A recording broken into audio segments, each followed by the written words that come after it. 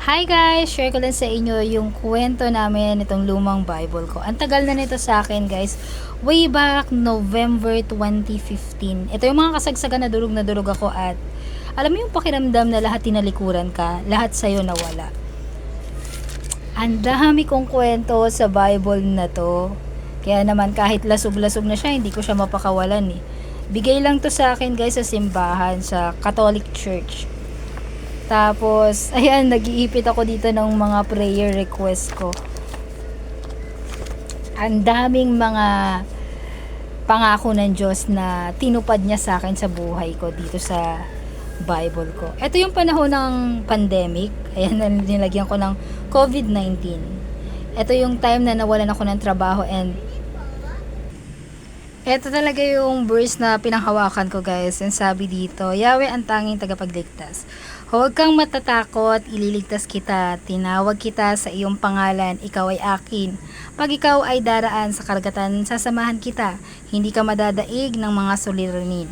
Dumaan ka man sa apoy, hindi ka mabubuwal ng mabibigat na pagsubok. Sapagkat ako si Yahweh, ang iyong Diyos, ang banal na Israel na magliligtas sa iyo.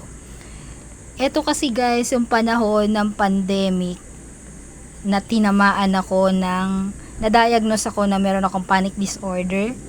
Yung magigising na lang ako sa umaga na sobrang, alam mo yun, parang ang hirap ipaliwanag eh. Yung magigising na lang ako na ang lakas ng kabog ng puso ko, hindi ko siya mapakalma, yung parang lalabas na siya halos, parang mawawasak na yung dibdib ko. Yung sobrang takot na hindi ko ma-figure out kung ano yung bagay na kinakatakot ko, bakit ako nagpapanik, napakahirap. And nagkaroon ng komplikasyon na uwi siya sa coronary heart disease or bara sa puso. So, ito lang yung pinanghawakan ko and praise God, buhay pa rin tayo hanggang ngayon. At patuloy na tinutupad ng Diyos yung mga pangako niya sa atin. And, excited din ako i-share sa inyo na meron na tayong mga bagong Bible dito. Pero syempre, dahil ang dami na namin pinagdaanan ng Bible na to, napaka-precious ng Bible na to guys. Kahit bigay lang yan sa akin, kahit luma na yan. Pero bumili ako ng Bible. Ito, regalo ko sa sarili ko. Regalo ko kay God. Paalala sa akin ng mga blessing at biyaya ng God. Ang dami nagtatanong, bakit ka bumili niyan ang mahal-mahal? Anong klaseng Bible yan ang mahal-mahal? Kasi ano to guys worth 2,000 plus almost 3,000. Pero ang ganda ng Bible, bukod sa maganda yung Bible guys, is hindi ko pinanghihinayangan yung pinambili ko nito. Dahil ito yung mga secret of success. Behind success is Bible and yung mga promise ni God sa atin. Ayan, nagsulat na ako. Ito yung first prayer ko guys. Ayan. So, oh Lord God, remember me. I pray thee and strengthen me. Judge 16:28.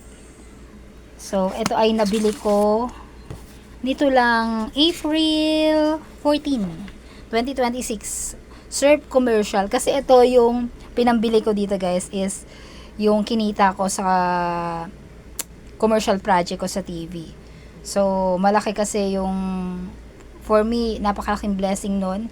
Dahil ang hirap mapili. Ang hirap makabasa sa audition, ang hirap mapili. Pero si God ang pumili sa atin para mabili natin tong Bible na to. And, nito lang guys, dahil sabi ko kay Lord, pag may mga breakthrough, pag may mga malalaking project, Lord, at malalaking role, bibili ako ng Bible para every time na makikita ko yung mga Bible na yun yung magpapaalala ng mga blessing mo and mga success natin sa buhay. So ito guys is April 30 ko lang nabili, 2026. Napakamura lang nito guys. Kung naghahanap kayo ng murang Bible, may guide na rin to guys ng reading plan mo for 365 days. So ayan, ito yung magandang iregalo sa loved ones mo at sa sarili mo. Hindi ka magsisisi kapag nag-invest ka dito. at naglaan ka ng quality time to read Bible every day. Ako kahit gaano ako ka-busy, kahit gaano ako nagpapanik because of my panic disorder, anxiety, eto lang yung nagpapakalma sa akin. I hope mahanap mo din yung kapahingahan na nasa Bible, nasa salita ng Diyos. God bless!